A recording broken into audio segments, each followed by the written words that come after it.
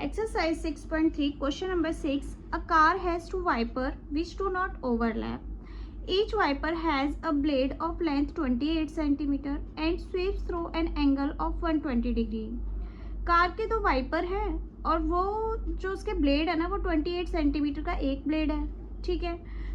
जो ब्लेड है ना वो क्या करता है, रोटेट करता है 120 डिग्री। और इसमें पूछा गया है क्वेश्चन में, find the total area clean at each sweep of the blades. तो जो ये एरिया कवर कर रहे हैं ना 120 डिग्री से, वो कितना एरिया क्लीन करते हैं, ठीक है। टोटल एरिया पूछा इन्होंने, कितना क्लीन होता है। तो उस एरिया को फाइंड करने के लिए क्या करना है हमें, तो बच्चों हमें दे रखी है रेडियस 28 सेंटीमीटर और यहाँ पर ना ये इस तरीके से वाइपर है, वो क्या करता है 120 डिग्री रोटेट करता है और इतने एरिया को एक ब्लेड क्लीन करता है। तो हमें दो ब्लेड का पूछा हुआ है, तो हम पहले एक ब्लेड का जो एरिया है ना वो फाइंड कर लेंगे। अब यहाँ पर जो ब्लेड है ना वो किसकी तरह है, एक रेडियस की तरह है, एक सर्कल की रेडियस की तरह है। तो वो कितना दे रखा है हमें, 28 सेंटीमीटर दे रखा है। तो हमने इसको रेडियस माना, जो ब्लेड की लेंथ है ना वो रेडियस हो गई, ठीक है। इससे ना हमें ये जो सेक्टर है ना, सेक्टर का एरिया निकालना है। अब ये सेक्टर क्यों है, सेक्टर क्या होता है, सेक्टर वो होता है जो रेडियस और आर्क से मिलकर बनता है, उसे हम सेक्टर बोलते हैं। तो ये रेडियस है और आर्क से मिलकर जो स्पेस बन रहा है ना वो होता है हमारा सेक्टर। तो हमें सेक्टर निकालने का जो फॉर्मूला होता है ना वो क्या होता है, एरिया ऑफ सेक्टर वो होता है pi r square multiply theta upon 360 degree, ठीक है। तो पाई की वैल्यू हम क्या लगाएंगे यहाँ पर 22/7, आर है हमारी 28 सेंटीमीटर और थीटा क्या है हमें 120 डिग्री दे रखा है, 120 डिग्री एंड नीचे लिख देंगे हम 360 डिग्री। अब यहाँ देखो 0 से 0 गया तो हम काट देंगे, 12 1 ज़ा 12, 12 3 ज़ा 36, 7 4 ज़ा 28, ठीक है। तो यहाँ पर जो हमारी वैल्यू बचती है ना वो बचती है 22 को जब 4 से मल्टीप्लाई करा देंगे ना तो 88 आ जाएगा और यहाँ आ जाएगा मल्टीप्लाई 28/3। अब जब इन दोनों को मल्टीप्लाई करा देंगे ना तो हमारी जो वैल्यू आएगी वो आएगी 2464/3, ठीक है। अब 3 से इसको जब डिवाइड करेंगे तो जो हमारी वैल्यू आएगी वो आएगी 3 8 ज़ा 24, ठीक है। फिर ये 3 2 ज़ा 6, 3 1 ज़ा 3। अब यहाँ पर जो पॉइंट के बाद 1 बचेगा ना उसमें 0 लग जाएगी, तो 3 3 ज़ा 9, 3 3 ज़ा 9, ये इस तरीके से रिपीट होता जाएगा। तो अब यहाँ पर जो रिपीट हो रहा है ना 3, इसके लिए हम क्या कर सकते हैं, 821.3 के बाद ना यहाँ पर 4 कर दो, क्योंकि ये जो 3 है ना वो रिपीट होता जा रहा है, तो यहाँ पर 4 कर दिया, ये सेंटीमीटर स्क्वायर आ गया। ये किसका एरिया है, हमारे इस सेक्टर का एरिया आया है। लेकिन हमसे पूछा है कि 2 होनी चाहिए, तो 2 ब्लेड्स हैं, तो जो 2 है ना टोटल एरिया कितना हो गया, total area cleaned, total area cleaned by 2 blades, ठीक है। 2 ब्लेड्स का पूछा है तो हम क्या कर देंगे, इसको ना 2 से मल्टीप्लाई करा देंगे, 821.34 मल्टीप्लाई 2, तो जो हमारी वैल्यू आएगी ना वो आ जाएगी हमारी 4 2 ज़ा 8, ठीक है, 3 2 ज़ा 6, 2 1 ज़ा 2, 2 2 ज़ा 4 एंड 8 2 ज़ा 16, ठीक है। तो जो हमारी वैल्यू आई है वो कितनी आई है 1642.68 आ जाएगी। ये हो गया सेंटीमीटर स्क्वायर। ये जो 2 ब्लेड्स है ना वो इतने एरिया को क्लीन करेंगे। तो ये हमारा आंसर है क्वेश्चन नंबर 6 का।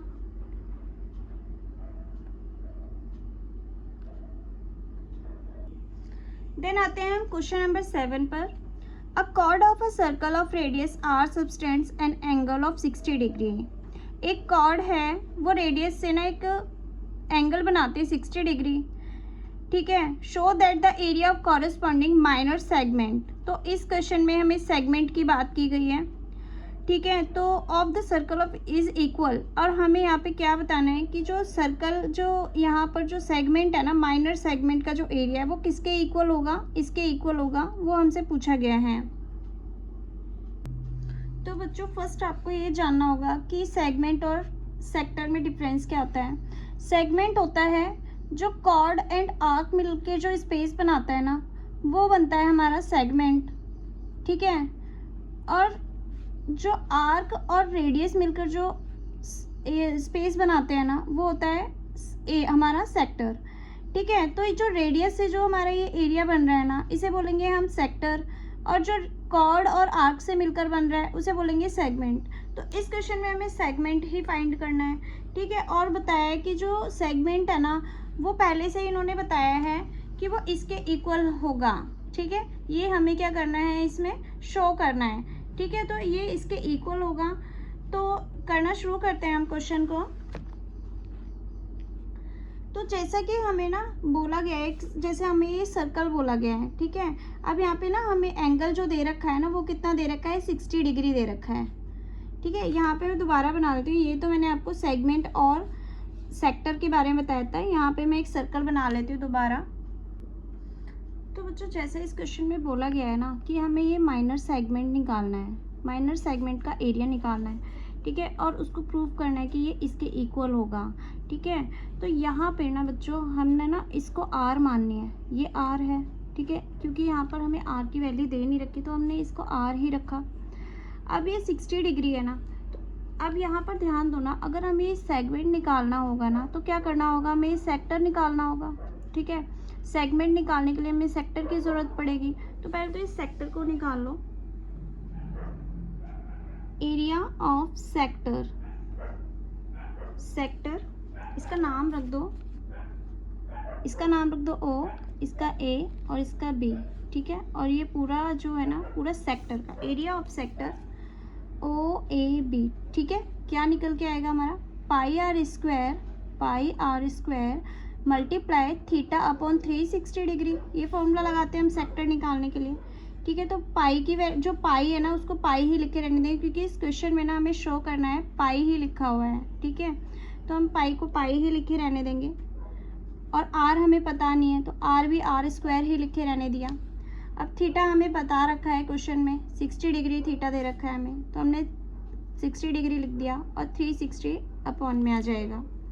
0 से 0 कट किया, 6 1 जा 6, 6 6 जा 36। तो जो हमारी यहाँ वैल्यू आई है ना, वो क्या आ गई है बच्चों, 1/6। ठीक है, और पाई आर स्क्वायर, ये आ गया पाई आर स्क्वायर, और 1/6। तो ये क्या निकल के आया है, ये जो आया है ना हमारा एरिया ऑफ सेक्टर आया है। ये जो सेक्टर है ना हमारा, इसका एरिया आया है, लेकिन हमें फाइंड क्या करना है, एरिया ऑफ सेगमेंट। ठीक है, सेगमेंट तो ये है। अब यहाँ इस फिगर पे ध्यान दो कि अगर हमें सेगमेंट निकालना होगा ना, तो अगर हम सेक्टर में से एक इस ट्रायंगल को हटा दें तो हमारा सेगमेंट निकल आएगा। तो अब यहाँ पे ना इस ट्रायंगल को देखो कि ये है 60 डिग्री। ठीक है, और ये है हमारी आर, और ये भी आर है, यानी कि जो ट्रायंगल है ना, उसके जो दो साइड्स है ना, वो इक्वल हैं। अगर दो साइड्स इक्वल होती है तो जो एंगल होते हैं ना, वो भी इक्वल होते हैं। अगर ये x होगा तो ये भी x होगा। ठीक है, तो बस इसी पे काम करना है पहले हमें। एंगल ऑफ ट्रायंगल कितना होता है, 180 डिग्री होता है। ठीक है, एंगल ऑफ जो ट्रायंगल होता है 180 डिग्री। अगर ये 60 डिग्री है, ठीक है, यहाँ लिखे रहने दो, ये 60 डिग्री है, और दूसरा एंगल है x डिग्री, तीसरा भी क्या है हमारा x है, तो टोटल कितना होना चाहिए, 180 होना चाहिए। तो 60 plus 2x is equal to 180 degree. अब 2x को यहीं लिखे रहने देंगे, 60 का प्लस है अभी इक्वल के उस तरफ जाएगा, तो क्या हो जाएगा, 160 माइनस 60 हो जाएगा। ठीक है, अब 2x, अब 180 में से 60 माइनस हो गया, 60 डिग्री माइनस हो गया, तो 120 बचा। तो x को इक्वल्स टू के इधर ही रहने देंगे, और जो 2 है ना इसके मल्टीप्लाई में, तो वहाँ जाके डिवाइड हो जाएगा, इक्वल्स टू के उधर जाके डिवाइड हो जाएगा। तो जो वैल्यू आई है ना x की वैल्यू, वो क्या आई है हमारी, 60 डिग्री। ठीक है, 2 से जब हमने इसको काटा तो 60 डिग्री हो गया। तो ये एंगल भी 60 डिग्री हो गया, ये एंगल भी 60 डिग्री हो गया। तो जब तीनों जो ट्राइंगल के तीनों जब एंगल इक्वल हो जाते हैं ना, तो वो एक इक्विलेटरल ट्राइंगल बन जाता है। और जब ये इक्विलेटरल ट्राइंगल बन गया, तो इक्विलेटरल ट्राइंगल का एरिया क्या होता है। अब एरिया क्यों निकालना है, क्योंकि हमें इस सेक्टर में से इस ट्राइंगल का एरिया माइनस करेंगे तो सेगमेंट निकल आएगा। तो बस हमें वही करना है। तो हम लिखेंगे area area of sector of the circle minus करेंगे एरिया ऑफ इक्विलेटरल ट्रायंगल।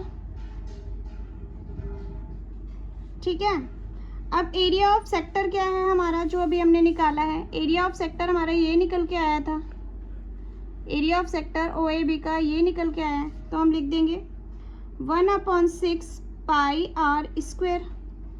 ठीक है, अब इक्विलेटरल ट्रायंगल का फॉर्मूला क्या होता है, एरिया ऑफ इक्विलेटरल ट्रायंगल क्या होता है, √3/4 मल्टीप्लाई ए स्क्वायर होता है।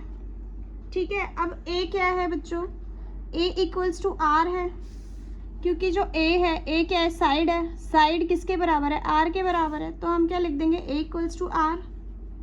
ठीक है, तो यहाँ लिखेंगे 1/6 पाई आर स्क्वायर माइनस √3/4, ए की जगह हम क्या लिख देंगे, आर लिख देंगे। ठीक है, अब यहाँ पर ना बच्चों हमें कॉमन लेना है। ठीक है, जो कॉमन आ सकता है ना वो कॉमन ले लेंगे हम। यहाँ पर आर स्क्वायर है, यहाँ पर भी आर स्क्वायर है, तो आर स्क्वायर कॉमन लिया। ठीक है, और क्या यहाँ पर अब कुछ भी कॉमन नहीं आ रहा, तो ब्रैकेट में हम लिख देंगे 1/6 पाई को पाई लिख के रहने देंगे, आर तो कॉमन ले ही लिया था हमने, √3/4 और आर इसमें से भी कॉमन आ गया था, तो हमारी जो वैल्यू बची है वो ये। ठीक है, लेकिन ना बच्चों इस क्वेश्चन में आपका मिस प्रिंट है शायद, कि ये जो पाई है ना, ये पाई वो ब्रैकेट के बाहर नहीं आएगा, ब्रैकेट के अंदर आया है, जैसे कि हमारे इस क्वेश्चन में आया है, क्योंकि इसमें पाई तो हमारा कॉमन आ ही नहीं सकता, क्योंकि इधर तो पाई है ही नहीं। अगर इधर पाई होता तो कॉमन हम ले सकते थे, लेकिन इधर तो पाई है नहीं, तो हम क्या करेंगे, सिर्फ आर स्क्वायर कॉमन लेंगे, और ये जो क्वेश्चन आएगा ना वो ये है। ठीक है, तो ये हमारा शो हो गया, प्रूव हो गया। ठीक है, जो ये अब ये क्या निकल के आया है, माइनर सेगमेंट। ठीक है, एरिया ऑफ माइनर सेगमेंट निकल के आया, एरिया ऑफ माइनर सेगमेंट क्या निकल के आया, आर स्क्वायर 1/6 पाई माइनस √3/4। ठीक है, ये निकल के आ गया, तो ये हमारा ये क्या हो गया, प्रूव हो गया, जैसा कि क्वेश्चन में बोला गया था कि इसके बराबर आर है, वो आर है। ठीक है, तो लेकिन ये जो क्वेश्चन है ना, इसमें हमें पाई जो है ना वो ब्रैकेट के अंदर देना चाहिए था, तो इसमें हो सकता है इसमें मिस प्रिंट होगी। ठीक है, तो ये हो गया आपके क्वेश्चन नंबर 6 और 7 कंप्लीट है।